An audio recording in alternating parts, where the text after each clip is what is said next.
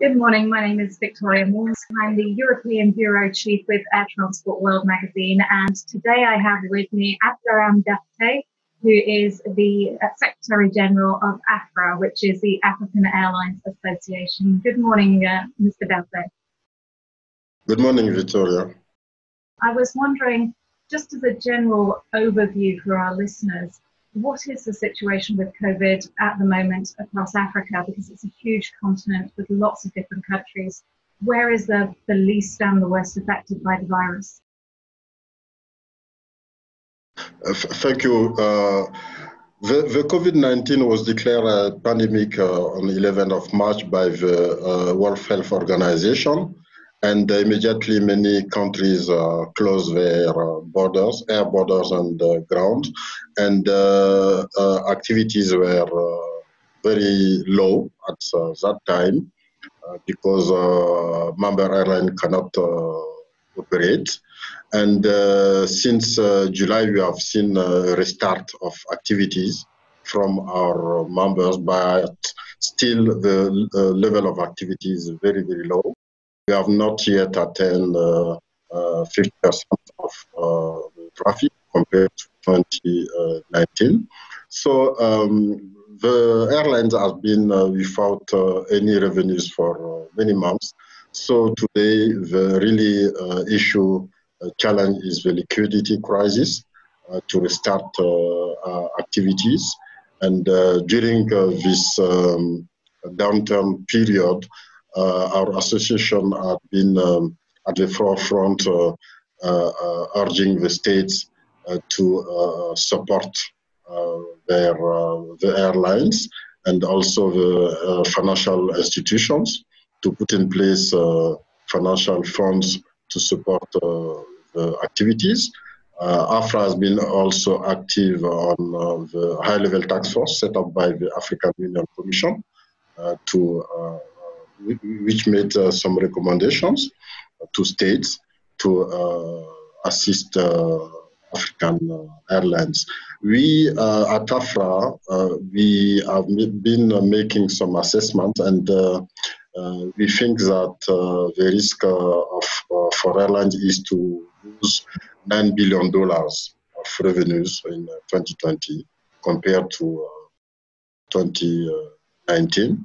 And the fact is today that the load factors are very low, even if there is a restart. And also the revenue per passenger is very, very low. So airlines are restarting, but they are making loss on the routes they are operating today. And we have only 73 routes which are reopened since in September, and we are facing also a challenge of connectivity because all destinations are not yet reopened by member airlines. Mm-hmm. You mentioned that you have 73 routes operating. How does that compare with a normal connectivity within Africa? How many routes would your members normally be operating? Normally, our members are operating through their hub to many countries. Before the COVID-19, almost 22% of passengers were connecting through hubs out of Africa. And today, this percentage is increasing because they are not getting the ideal connections from hubs within Africa. So they have to go out of Africa and come back. So at AFRAA, we are working on this challenge. And we have set up a route network coordination meeting last week with all our members so that to see how to fill the gaps of connectivity within the continent. Mm-hmm. Because connectivity is a very important topic for African airlines in general. We've really seen a lot of effort from AFRAA by ARTA from other associations trying to push to increase the number of routes and the amount of connectivity within the continent through what's called the SATAM. Have you seen any further action towards SATAM through this, or has that really been put on hold compared with the pressures of COVID? Before the COVID, the SATAM implementation was very slow. Today we have 34 countries which have signed, committed to SATAM, and only 18 countries have, in fact, modified their bilateral air service agreement so that to implement the SATAM. We have a working group under the leadership of the African Civil Aviation Commission to put in place joint prioritized actions so that we can implement the SATAM as soon as possible. During this COVID period, the group has been continuing to work on the SATAM implementation.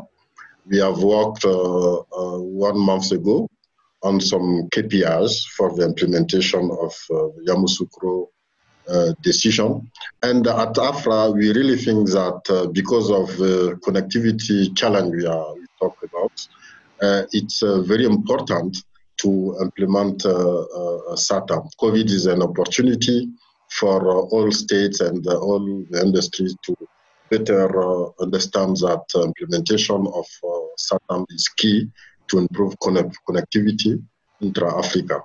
So we are pushing for that, and the agenda of works on SATAM is still on, and I think that soon we'll have a meeting of the group so that to see how to progress on the implementation of SATAM.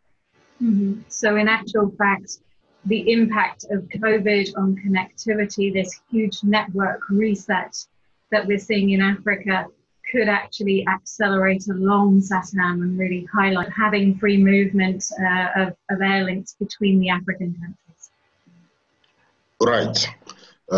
It's correct. We think that the COVID-19 is showing us that we really need to go toward the single African air transport market so that to facilitate the movement within the continent.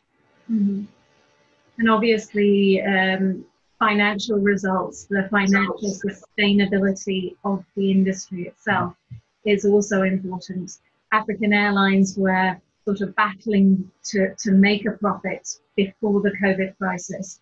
Do you have any forecast about the impact that COVID will have on the finances for African Airlines, on their profitability?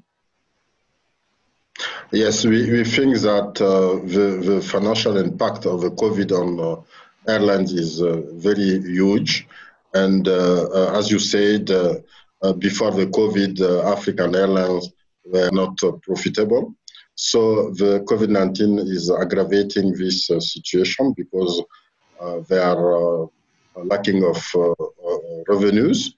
And as I said, the restart is still very, very slow, and load factors are very low.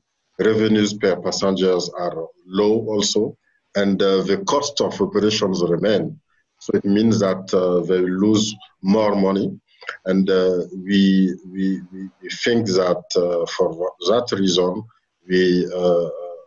states and shareholders really need to support their airlines. We know that some states have put in place financial support to their airline, but we are asking them to go further on this support.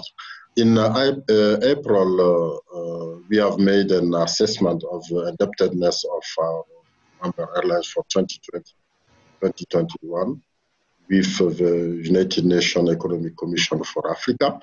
And we have seen that for 16 of members who responded, the indebtedness level was $3.2 billion.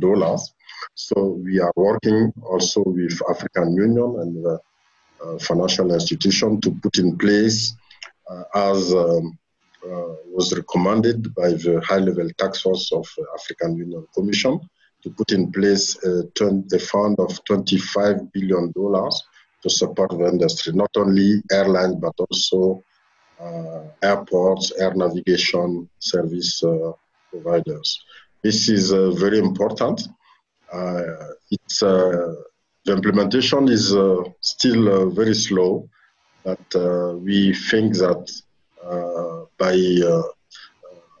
January we can have this fund in place, and it will help restart the business. And we also need to bring back confidence of passengers to travel, because the current situation is very difficult in Africa. We don't have an harmonization of health screening protocols across the continent. We still have some very high testing costs in some countries also. This is not helpful to restart activities for our airlines. AFRAA is also advocating to reduce PCR test costs within Africa, and also to harmonize the protocols and to have mutual recognition of protocols across the continent. Because the difficulty is that in Africa we have 54 countries. If each country has its own protocol, it will be very difficult for airlines and passengers to travel. So it's all about bringing together that jigsaw, all of those pieces, so increasing the number of routes from 73, bringing SATAM into place, getting the financing, and making everything more joined up and unified. It sounds as though there is a lot going on for you at the moment. So thank you very much for joining us this morning. That concludes our interview for today. So thank you. Thank you very much. Thank you. This is Victoria Moores reporting for Air Transport World.